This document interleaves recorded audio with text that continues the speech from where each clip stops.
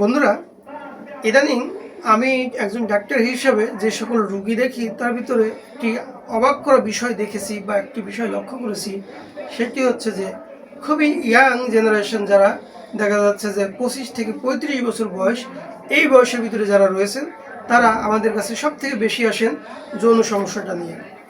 দেখা যাচ্ছে যে এই বয়সটা কিন্তু একেবারেই যৌবন বয়স, কিন্তু তারপরেও কেন এমন হচ্ছে, এই হওয়ার পিছনে কিন্তু অনেকগুলো যৌক্তিক কারণ রয়েছে।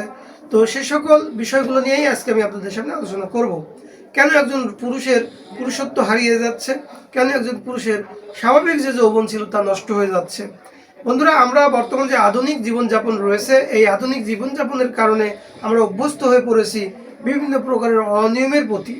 তার ভিতরে সর্বপ্রথম যে বিষয়টি রয়েছে সেটি হচ্ছে যে আমরা আমাদের নিজেদেরকে কন্ট্রোল করতে পারি না, আমরা আমাদের নৈতিকতা হারিয়ে ফেলেছি।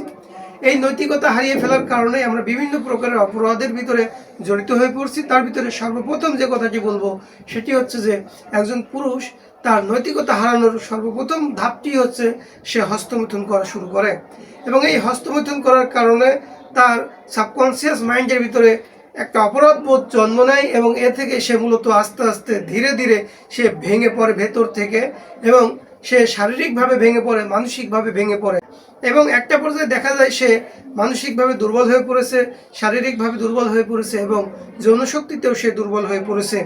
একটা পর্যায়ে দেখা যায় সে যখন সংসার জীবনে যায়, বিবাহিত জীবনে যায়, এবং বিবাহের পরে দেখা যাচ্ছে যে তার যৌন জীবনটি হতাশায় পর্যবসিত হয়, এবং একটা পর্যায়ে দেখা যায় যে সে হতাশাগ্রস্ত হয়ে পড়েছেন।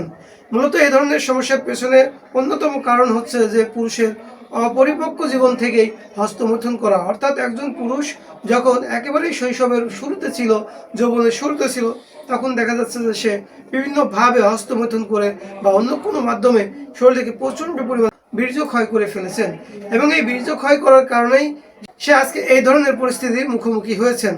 তো বন্ধুরা, আমি আজকে আপনাদের সামনে আলোচনা করব যে দীর্ঘদিন হস্তমৈথুন করার কারণে যে সকল ইরেকটাইল ডিসফাংশন দেখা দিয়েছে, অর্থাৎ লিঙ্গ একেবারে সঠিকভাবে শক্ত হচ্ছে না, এবং যদিও হয় তা খুব দ্রুতই নরম হয়ে যায়। এ ধরনের সমস্যার সমাধানের জন্য হোমিওপ্যাথি কোন কোন ওষুধ ব্যবহার করতে হবে এবং কোন কোন লক্ষণের উপর ভিত্তি করে এই ওষুধগুলো ব্যবহার করা যায়। বন্ধুরা, এই ধরনের সমস্যার সমাধানের জন্য যদি চিকিৎসা করতে হয়, তাহলে সর্বপ্রথম যে ওষুধটির কথা বলতে হয় সেই ওষুধটির নাম হচ্ছে লাইকোপোডিয়াম ক্লাভেটাম। মূলত লাইকোপোডিয়াম ক্লাভেটাম ওষুধটি ব্যবহার করার পূর্বে আমাদের কিছু লক্ষণ অবশ্যই জেনে নিতে হবে। তার ভিতরে আমি সেই লক্ষণগুলো আপনাদের সামনে এখন আলোচনা করব। সর্বপ্রথম যে ওষুধটির কথা বলছি সেই ওষুধটির নাম হচ্ছে লাইকোপোডিয়াম। এই ওষুধটির লক্ষণ হচ্ছে যে এর রোগী দীর্ঘদিন যাবৎ হস্তমৈথুন করার কারণে তার ইরেকটাইল ডিসফাংশন দেখা দিয়েছে। লিঙ্গ এখন আর আগের মতো শক্ত হয় না, সুন্দরভাবে শক্ত হয় না। যদিও শক্ত হয় তা অল্পতেই আবার নরম হয়ে যায়, এবং এই রোগীর দেখা যাচ্ছে যে শারীরিক যে শক্তি, এই শক্তিটাও একেবারে কমে গিয়েছে, এখন সে দুর্বল হয়ে পড়েছে, এবং একটা পর্যায়ে দেখা যায় এই রোগীর ভিতরে আত্মবিশ্বাসটা একেবারেই ভেঙে পড়েছে। এই আত্মবিশ্বাস এমন পর্যায়ে পৌঁছেছে সে এখন নিজেকে একজন পুরুষ বলে সে দাবি করতে পারে না, সে সব কিছুতেই ভয় পায়, এমনকি সে বিবাহ করতেও ভয় পেয়ে থাকে। তো এরকম সিচুয়েশন যদি থাকে যে বিবাহ করতে ভয় পাচ্ছে, আত্মবিশ্বাস একেবারেই হারিয়ে গিয়েছে, মানসিকভাবে সে ভেঙে পড়েছে, এ ধরনের লক্ষণ যদি থাকে, তাহলে তার জন্য ওষুধ হবে হচ্ছে এই লাইকোপোডিয়াম ক্লাভেটাম।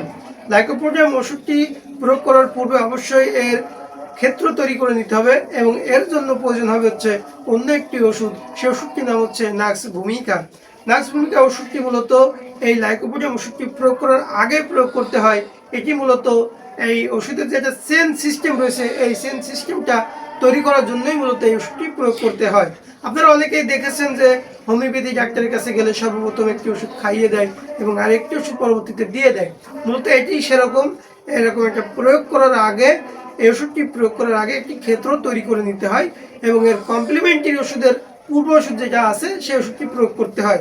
সেই আলোকে লাইকোপোডিয়াম ওষুধটি যদি কাউকে দিতে হয় তাহলে অবশ্যই তাকে আগে নাক্স ভূমিকা ওষুধটি দিতে হবে।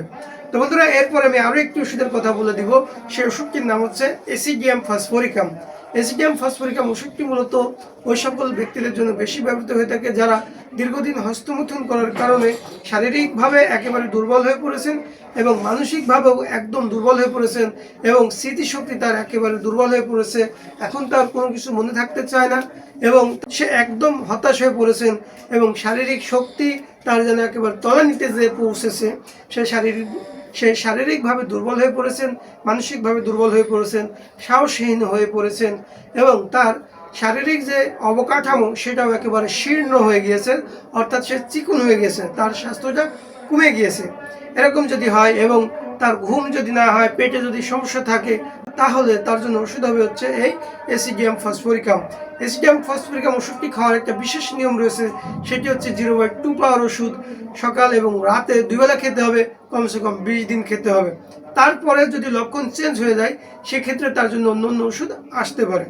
বন্ধুরা, এই ধরনের সমস্যার সমাধানের জন্য হোমিওপ্যাথিতে আরও অনেকগুলো ওষুধ রয়েছে। তার ভিতরে আরও একটি সহকারী কিংবদন্তি ওষুধের নাম বলে দিব।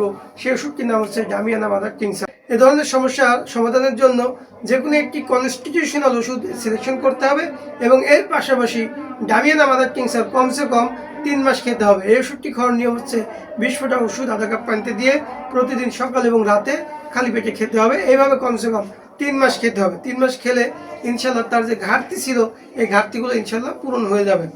বন্ধুরা, যাদের মূলত এই যে দীর্ঘদিন হস্তমৈথুন করার কারণে ইরেকটাইল ডিসফাংশন চলে এসেছে, অর্থাৎ লিঙ্গ সঠিকভাবে শক্ত হয় না, তাদের চিকিৎসাটা 1-2 দিনের চিকিৎসা আসলে ভালো হয় না।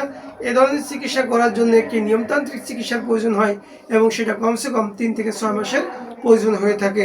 তো যদি কারোর এই ধরনের সমস্যা থাকে যে একেবারেই ইরেকটাইল ডিসফাংশন সৃষ্টি হয়েছে, অর্থাৎ যেটাকে আমাদের প্রচলিত বাংলায় বলা হয় ধ্বজভঙ্গ, সেক্ষেত্রে তাকে কিন্তু অবশ্যই একটি নিয়মতান্ত্রিক চিকিৎসা গ্রহণ করতে হবে। তো বন্ধুরা, এ ধরনের চিকিৎসার জন্য অবশ্যই একজন জ্ঞানী, একজন হোমিওপ্যাথিক ফিজিশিয়ানের শরণাপন্ন হতে হবে। এই সকল ক্ষেত্রে ওয়ান টাইম জাতীয় কোনো ওষুধ খেয়ে সঠিক ফলাফল আসে না। তো বন্ধুরা, আপনারা আপনাদের প্রয়োজনে আমাদের সাথে যোগাযোগ করতে পারেন স্ক্রিনে দেখানো নম্বরে। বন্ধুরা, আপনাদের সুস্বাস্থ্য কামনা করে আজকের মতন এখানে বিদায় নিচ্ছি।